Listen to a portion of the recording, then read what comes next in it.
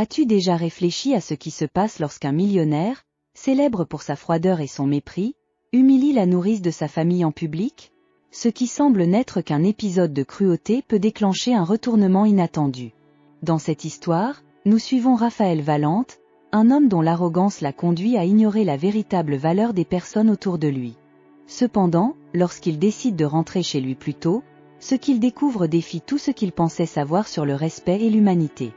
Prépare-toi pour un voyage émouvant qui révèle comment un simple geste peut complètement transformer la perception de quelqu'un et comment la douleur peut ouvrir les yeux sur ce qui compte vraiment. Découvre comment l'humilité et la reconnaissance peuvent surgir des situations les plus inattendues et comment la véritable richesse se révèle lorsque l'on s'y attend le moins. Ne manque pas cette histoire qui promet de toucher ton cœur et de changer ta vision sur la véritable valeur des personnes.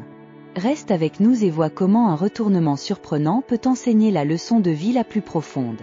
Si tu n'es pas encore abonné, inscris-toi dès maintenant pour ne manquer aucune de nos histoires émouvantes. Ne rate pas ce que nous avons préparé pour toi. L'ascension du millionnaire, Raphaël Valente. Raphaël Valente a toujours rêvé grand. Depuis son jeune âge, il passait des heures à rêver du jour où son nom serait connu dans le monde entier, non seulement comme un entrepreneur, mais comme un véritable magnate. Il a grandi dans un quartier modeste, où son père était un mécanicien dévoué et sa mère une couturière inflexible. Malgré les limitations financières, ses parents lui ont enseigné la valeur du travail acharné et de la persévérance. L'ambition de Raphaël était immense. Lorsqu'il a terminé ses études en économie avec les honneurs, il a décidé qu'il ne voulait pas simplement être un parmi tant d'autres. Il voulait construire un empire. Avec un investissement initial modeste, il a commencé son parcours sur le marché boursier. Les premières années ont été difficiles, et Raphaël a souvent travaillé jusqu'à tard dans la nuit, sacrifiant des moments avec ses amis et sa famille. Mais sa détermination était inébranlable. Peu à peu, le travail acharné a commencé à porter ses fruits. Raphaël est devenu un nom connu dans le monde financier. Ses entreprises ont prospéré, ses actions ont pris de la valeur et il a accumulé une fortune impressionnante. Avec cela, son style de vie a changé de manière drastique. Il a acheté une maison opulente, des véhicules luxueux et a commencé à fréquenter des événements de haute société. Cependant, avec le succès est venu un changement dans sa personnalité. Raphaël, désormais millionnaire, est devenu de plus en plus distant et froid. La richesse et le statut social qui étaient autrefois un symbole de réussite sont devenus son unique préoccupation. Il était plus intéressé par la négociation de chiffres astronomiques que par la cultivation de relations personnelles. Le monde autour de lui est devenu une scène pour exhiber son pouvoir et sa richesse, et il se sentait souvent supérieur aux personnes qu'il considérait comme inférieures. Il était connu pour son attitude inflexible et son orgueil. Sa froideur était évidente pour tous ceux qui le connaissaient. Les employés de son entreprise voyaient Raphaël comme un patron impitoyable, qui n'hésitait pas à montrer du mépris pour les erreurs les plus petites. Il n'avait pas de patience pour les échecs des autres, ni pour les problèmes qui n'étaient pas directement liés à ses intérêts financiers. À la maison, la situation n'était pas très différente. Raphaël voyait ses employés, comme Anna Louz, la nourrice de sa fille, simplement comme des pièces d'un grand puzzle qui aidaient à maintenir sa vie organisée et efficace. Le concept d'empathie ou de gratitude était éloigné de son esprit. Pour lui, la valeur d'une personne était directement liée à sa capacité à contribuer à son succès ou à son statut. Raphaël était, au fond, aussi isolé que son luxe flamboyant. Son ascension a été impressionnante, mais elle est également venue avec un coût significatif. La capacité de Raphaël à accumuler richesse et statut était incontestable, mais le prix qu'il a payé était la perte de connexion humaine significative. Dans son monde d'opulence et de gloire financière, Raphaël est devenu un homme dont le cœur était aussi froid que les marbres et métaux précieux qui ornaient sa maison. Voici Raphaël Valente, le millionnaire qui avait conquis le monde, mais dont les conquêtes l'avaient éloigné des choses qui comptent vraiment, les personnes et les sentiments qui rendent la vie précieuse. Son histoire de succès, bien que brillante et impressionnante, était sur le point de prendre une tournure inattendue, qui le forcerait à affronter la véritable signification de la valeur et de l'humanité. La nourrice Anna Louz. Anna Louz était une figure qui irradiait chaleur et gentillesse, un véritable ange dans la vie de ceux qui la connaissaient. Elle ne possédait pas de richesse matérielle, mais sa richesse de cœur était inestimable. Anna a commencé son parcours comme nourrice à un moment difficile de sa vie. Venue d'un quartier modeste, Où les jours étaient une lutte constante pour assurer l'essentiel, elle avait affronté des défis immenses pour en arriver là. Avant de devenir la nourrice de Raphaël Valente et de sa famille, Anna avait travaillé dans divers emplois modestes. C'était une femme au sourire facile, et même lorsque les jours étaient lourds, son esprit restait léger. Son dernier emploi avant de devenir nourrice était celui de secrétaire dans une petite école primaire, où elle aidait les enfants à apprendre et à grandir avec bienveillance. Malgré le faible salaire et les longues heures, Anna n'omettait jamais de donner une étreinte réconfortante ou un mot d'encouragement. Lorsque l'opportunité de travailler pour la famille Valente s'est présentée, Anna y a vu une chance d'offrir une meilleure vie à son jeune fils, Gabriel. Le salaire proposé était significativement plus élevé que ce qu'elle gagnait auparavant, ce qui semblait être une lumière au bout du tunnel. Bien qu'elle savait que l'environnement de travail serait exigeant et que Raphaël Valente était connu pour sa froideur, Anna était déterminée à faire de son mieux pour sa famille. Depuis le premier jour dans la maison des Valente, Anna s'était entièrement consacrée au bien-être de Gabriel, le jeune fils de Raphaël.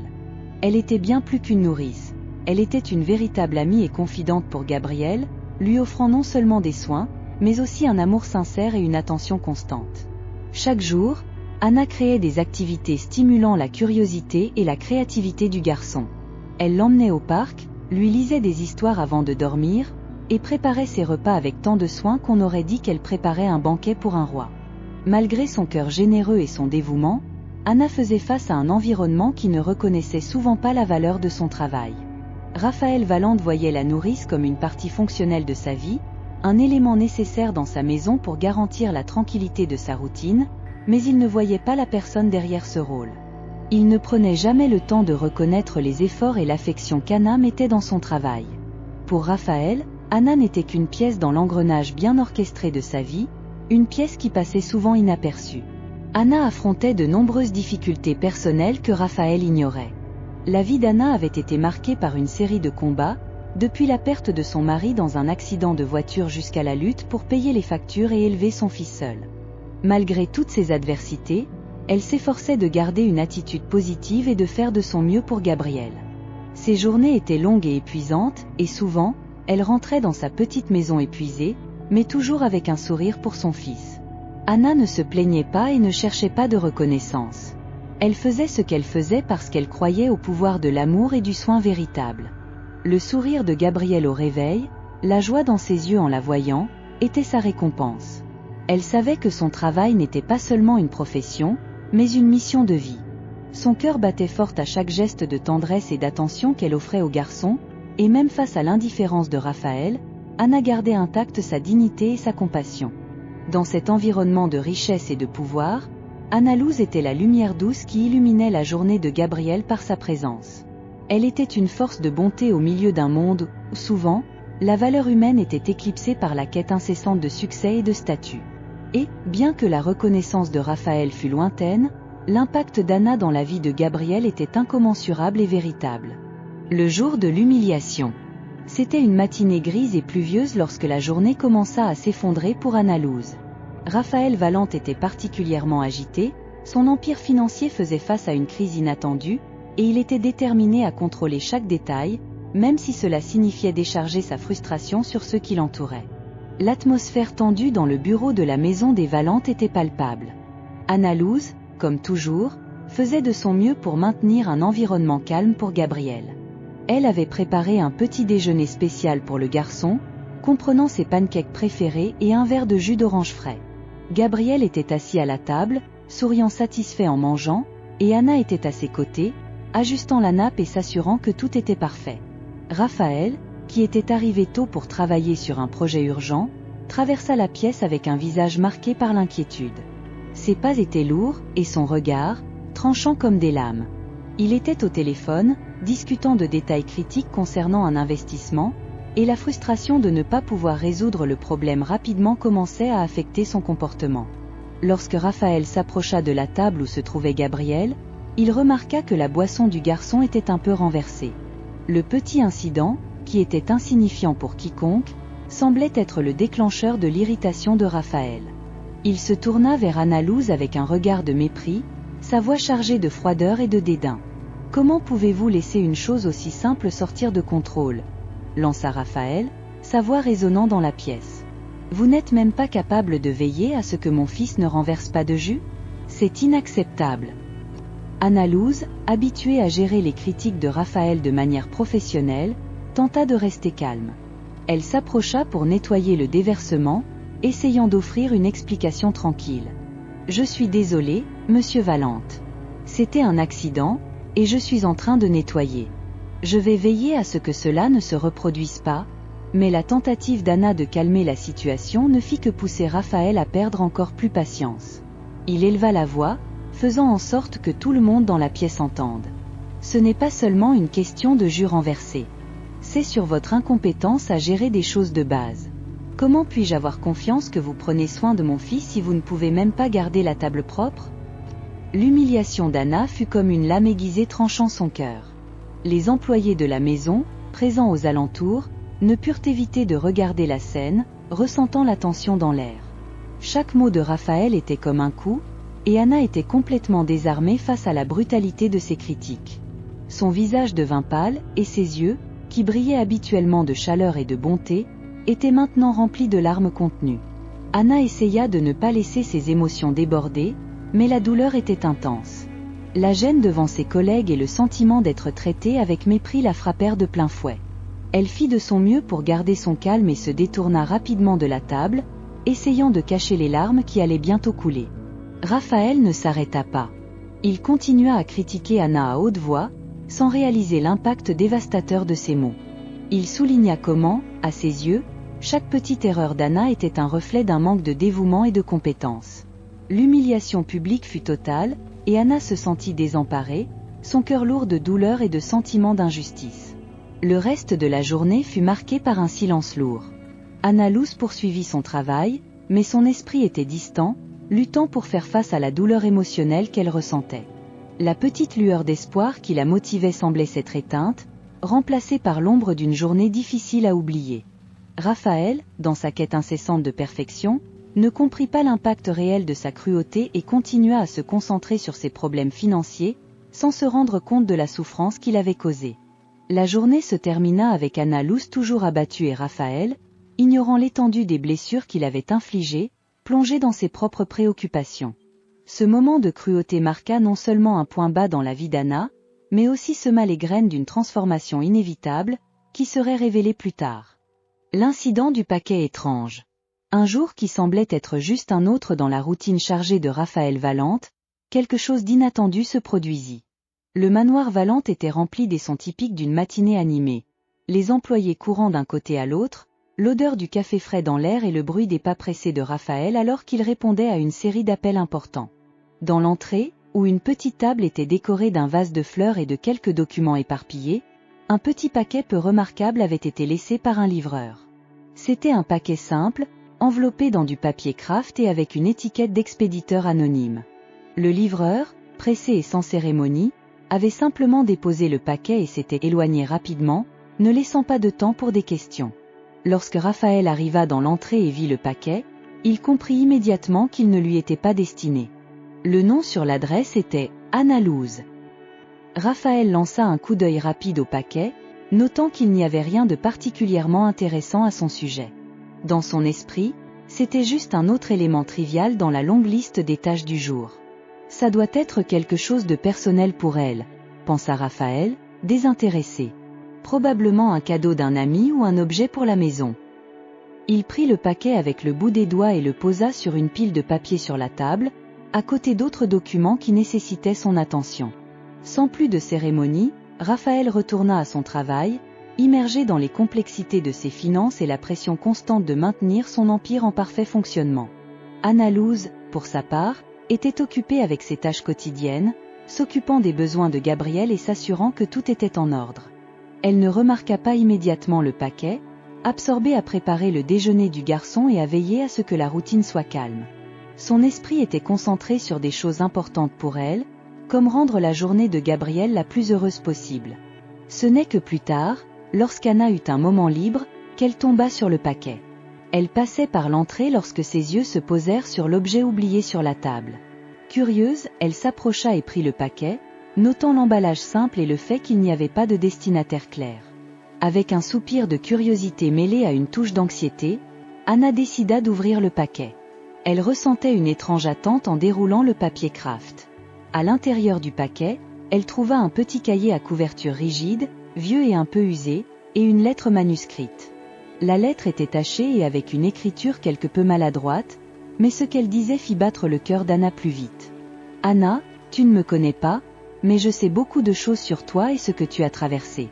Ce cahier appartenait à quelqu'un qui a connu des difficultés similaires.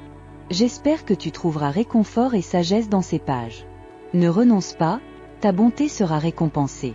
Avec affection, quelqu'un qui se soucie de toi. » Anna, les mains tremblant un peu, feuilleta le cahier. Les pages étaient remplies de notes, de pensées et de réflexions sur la vie.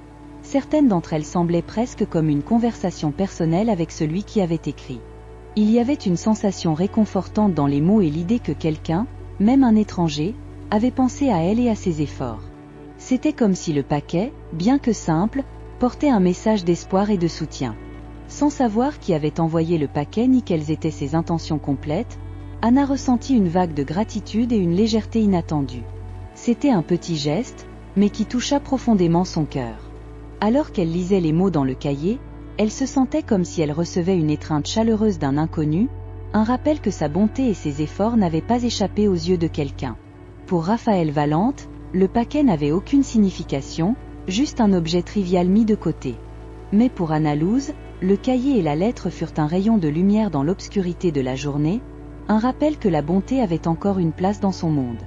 L'incident du paquet étrange révéla une couche d'humanité et d'empathie qui avait été difficile à trouver dans sa routine quotidienne, offrant à Anna un aperçu d'espoir qu'elle emporterait avec elle pour affronter les défis futurs. La décision de rentrer tôt à la maison. C'était un vendredi étouffant, et la ville bourdonnait d'activités alors que les gens se préparaient pour le week-end. Raphaël Valente, comme d'habitude, était plongé dans une montagne de papiers et d'appels de dernière minute. Son bureau, une pièce imposante avec des fenêtres en verre offrant une vue panoramique sur la ville, était rempli de documents et de graphiques. L'après-midi avait commencé à s'étirer, et le poids des responsabilités semblait peser encore plus lourdement sur Raphaël. Il avait perdu la notion du temps, la frustration accumulée avec les récentes questions financières commençait à le rendre exaspéré. Comme toujours, la circulation dans les rues de la ville promettait d'être un cauchemar, avec des embouteillages qui pourraient transformer son trajet de retour en une marathon de stress. Raphaël regarda sa montre, réalisant qu'il était déjà plus tard qu'il ne le souhaitait. Le désir d'échapper au trafic dense et de gagner un peu de temps pour lui-même devint irrésistible. Il pensa à quel point il serait agréable d'arriver à la maison plus tôt et peut-être d'avoir un peu de temps pour se détendre avant le début du week-end. Sans trop réfléchir à l'impact, il décida que c'était le moment idéal pour faire ce qui semblait être un choix simple et pratique. « Je vais partir maintenant », annonça-t-il à son assistant, sans plus d'explication. « Le trafic doit être plus léger maintenant, et je préfère éviter l'agitation des heures de pointe. » Avec une rapide organisation de ses papiers et un dernier coup d'œil à son bureau, Raphaël prit ses affaires et sortit du bureau, sans imaginer que cette décision de rentrer plus tôt déclencherait une série d'événements qu'il n'aurait jamais pu prévoir. En conduisant, Raphaël profita de la légèreté du trafic, son esprit vagabondant entre les pensées d'un week-end tranquille et les préoccupations qui l'assaillaient encore.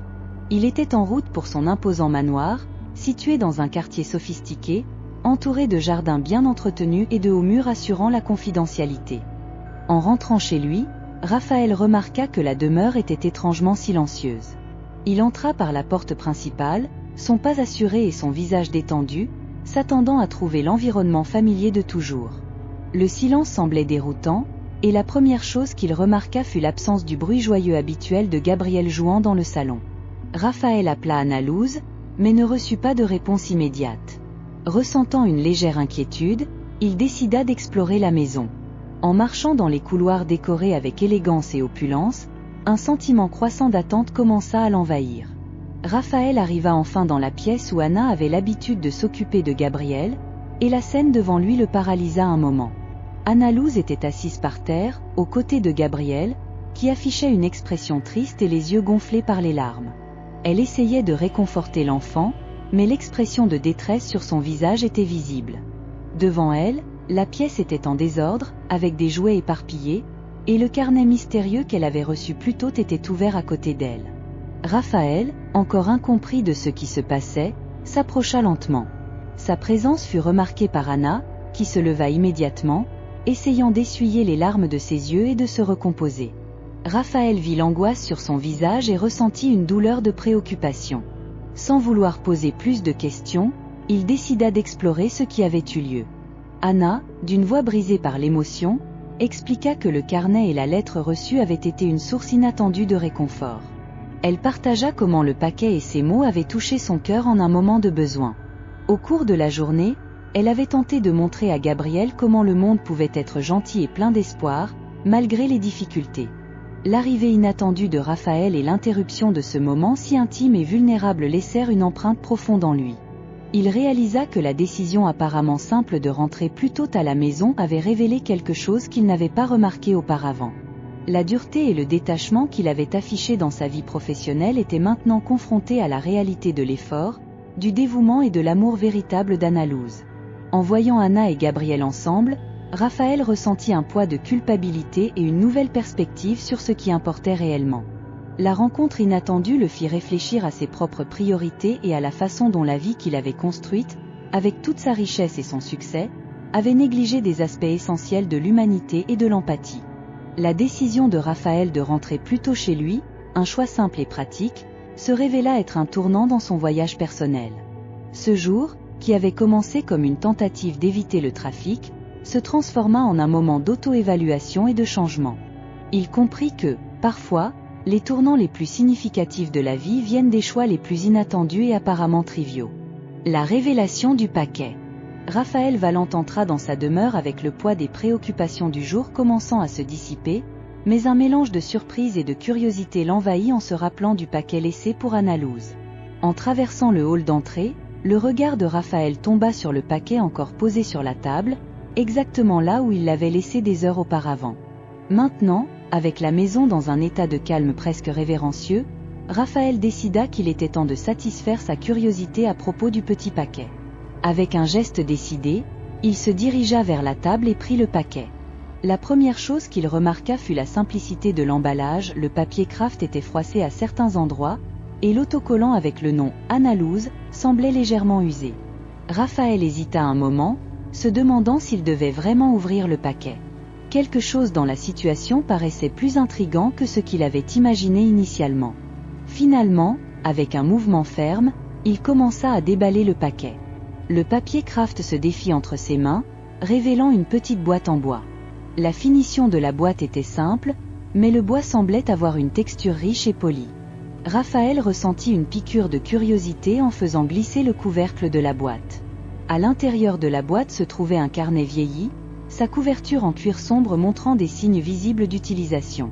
À côté du carnet, une lettre était pliée soigneusement. Raphaël, avec une respiration légèrement accélérée, prit d'abord la lettre et la déplia. Le papier était fin et jauni, et la calligraphie était claire et précise. « Chère Anna, si vous lisez ceci, cela signifie que vous avez trouvé mon cadeau.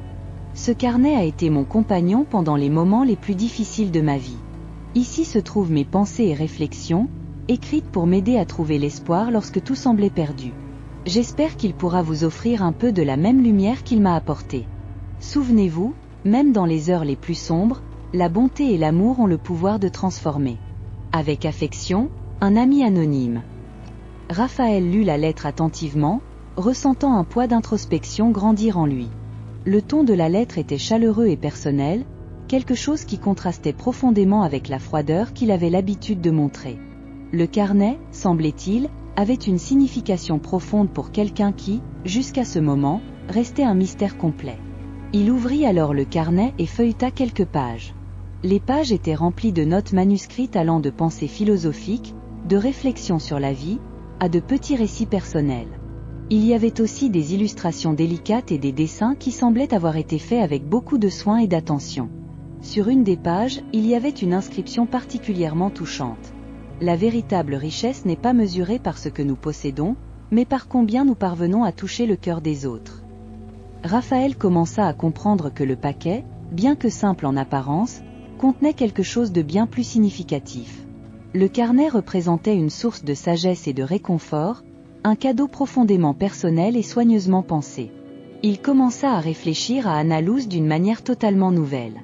Anna Loos, la femme qui était souvent vue comme juste une nourrice, avait reçu un cadeau de quelqu'un qui la voyait et valorisait ses qualités d'une manière que Raphaël n'avait jamais envisagée. Le geste de l'expéditeur anonyme d'offrir un carnet aussi personnel à Anna Loos parlait des volumes sur l'influence positive qu'elle avait sur les personnes autour d'elle, même si Raphaël ne l'avait pas remarqué auparavant. Tout en tournant ses pensées vers Anna Loos, Raphaël commença à reconsidérer ses propres attitudes et comportements. La révélation du paquet et du carnet le fit voir Anna non seulement comme une employée, mais comme une personne avec une histoire et un impact significatif. Le simple acte d'ouvrir ce paquet devint un catalyseur pour une transformation en Raphaël, le contraignant à confronter la manière dont il valorisait les personnes dans sa vie et à reconnaître l'impact que l'empathie et la véritable bonté pouvaient avoir. Avec une nouvelle compréhension, Raphaël ressentit un désir croissant de se rapprocher d'Anna Loos et de reconnaître l'importance qu'elle avait dans la vie de sa famille. Le paquet et son contenu n'étaient pas simplement un cadeau, mais une leçon puissante sur la véritable richesse et la valeur des connexions humaines. La rencontre inattendue. La nuit était tombée et le manoir Valente était silencieux, les lumières scintillant doucement à travers les fenêtres. Raphaël Valente, encore l'esprit en ébullition après la découverte du paquet, décida de faire un tour dans les jardins pour éclaircir ses pensées. Le temps était frais et le parfum des fleurs nocturnes flottait dans l'air, créant un contraste apaisant avec la tension de la journée. Alors que Raphaël marchait le long du chemin en pierre qui serpentait à travers les jardins, il aperçut une lumière douce émanant du cabanon à outils dans le coin le plus éloigné de la propriété. Le cabanon était un petit refuge que Anna Loos utilisait pour ranger les jouets de Gabriel et quelques outils pour le jardin. Raphaël décida de vérifier ce qui se passait, sa curiosité éveillée par le sentiment que quelque chose était sur le point d'être révélé. En approchant du cabanon, Raphaël entendit un doux son de musique et des rires étouffés. Il s'arrêta un moment, essayant de comprendre l'origine des sons. Lentement, il ouvrit la porte du cabanon, qui était entr'ouverte, et la vue qui se révéla devant lui était à la fois inattendue et touchante. À l'intérieur du cabanon, Anna Loos était allongée sur le sol, entourée d'un groupe d'enfants du quartier. Ils étaient assis autour d'elle, leurs petits yeux brillants d'attente. Anna portait une robe simple et confortable, et son sourire radieux illuminait l'endroit. Dans sa main, elle tenait un livre d'histoire qu'elle lisait aux enfants avec une expression de tendresse et de joie. Les enfants, parmi lesquels Gabriel, étaient complètement fascinés par l'histoire. Le livre était rempli d'illustrations colorées et racontait une histoire charmante sur le courage et l'amitié. Anna Loos, avec une compétence impressionnante, donnait vie aux mots, dramatisant les scènes et imitant les personnages avec une expression et une voix qui captivaient l'imagination des petits. Raphaël resta figé à l'entrée, absorbant la scène devant lui. Les rires et les sourires des enfants étaient contagieux, et il remarqua combien ces heures passées avec Anna Loos étaient significatives pour eux. Gabriel était particulièrement enchanté, les yeux rivés sur le livre et un sourire de bonheur sur le visage. Il se rendit compte qu'Anna Loos faisait plus que simplement accomplir son travail. Elle créait des souvenirs précieux et construisait un lien affectif avec les enfants. Dans un coin du cabanon, Raphaël remarqua également une fresque improvisée faite avec des dessins et des collages des enfants, représentant leur propre interprétation des histoires que Anna Loos leur racontait. Il y avait un travail impressionnant et dévoué là, reflétant la passion et l'affection qu'Anna mettait dans ses activités. La vue toucha profondément Raphaël. Il vit Anna Loos non seulement comme l'employée qu'il ignorait souvent, mais comme une personne ayant un impact réel et positif sur la vie des gens autour d'elle.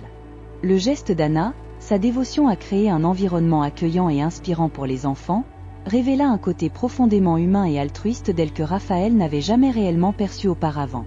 Tout en observant Anna Loos interagir avec les enfants, Raphaël réfléchit à ses propres actions et attitudes. Il se rappela comment il avait traité Anna Loos et combien il la négligeait fréquemment.